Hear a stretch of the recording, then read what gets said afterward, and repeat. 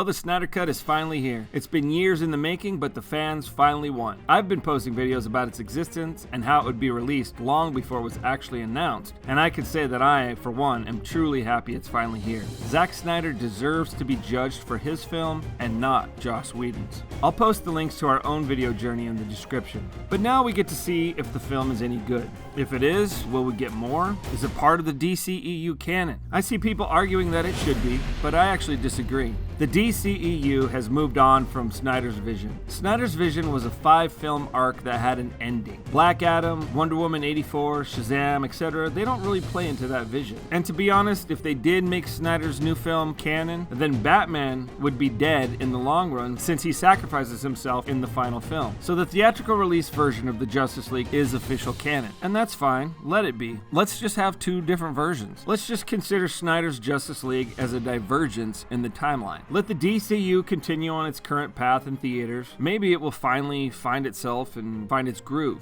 But let Snyder finish his vision on HBO Max as HBO Max original films. After all, there are only 2 left to finish the entire saga. The Batman vs. Deathstroke movie would be a great addition, but it isn't absolutely necessary. But don't get me wrong, it would be great. HBO Max could even finish them as a series, and each movie making up a season. Maybe that's why they have Snyder's Cut as chapters. Maybe they were anticipating something like that. That would actually give Snyder the option to make them as long as he wants. It gives HBO content, and it lets WB continue on their current path. And DC fans get both. Just more DC content. It's a win-win. The upcoming Flash movie could potentially link the 2 universes, but I don't see WB having the forethought to do that. Their editing of Batman vs. Superman is what started this entire downward spiral. The bad reviews and one failure after another. Their bad choices included the reshoots and studio edit of Suicide Squad. So it makes you wonder, is the Air Cut any good? Maybe with the success of the Snyder Cut, we'll find out. Then WB wanted to tone down Justice League since Snyder's version was so dark, and Kevin Tsutsahara demanded it be cut down to 2 hours and toned down to match Marvel movies. So they wasted money reshooting most of it. The Snyder Cut could lead to bigger things. I know Snyder recently said that this is his last DC project for WB because they have officially moved on. But he specifically said WB because he knows if there is a future for his universe, it would be on HBO Max. So I would suggest all the people that fought so hard for the Snyder Cut to be released, and any new fans that come out of that they should fight to restore the Snyderverse equally as hard. One thing that bothered me recently about the Snyder Cut was the stupid rumor that Ryan Reynolds was somehow returning as Green Lantern. The day that stupid rumor came out, it was obvious it was not true. The film has a different Amanda Waller altogether. He's not part of that universe. The Snyderverse is not exploring the multiverse, at least not yet. Not only that, I don't think Ryan Reynolds would risk killing his career for the same character. But it could be a hell of a comeback story if it ended up being true, but it was obviously never going to be true. Speaking of Green Lantern, I want to clear something up. It seems that some people don't realize that there was going to be a Green Lantern TV series as well as a Green Lantern Corps film. Some people seem to think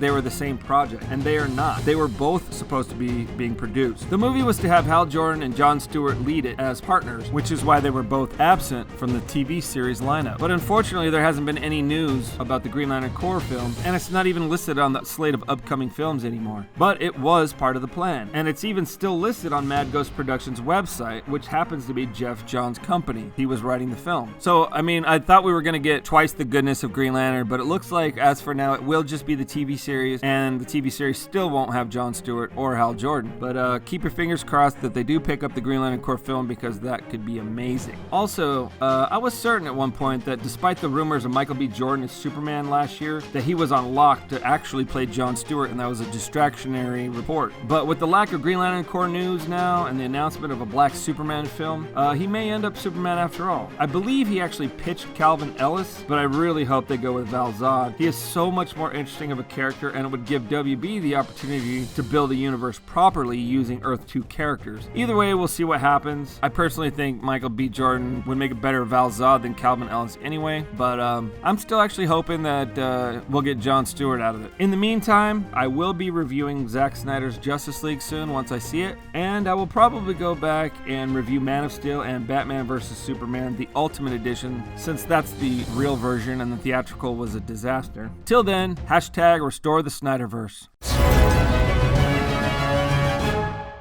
If you like this video, be sure to give it a thumbs up, and don't forget to subscribe for future content.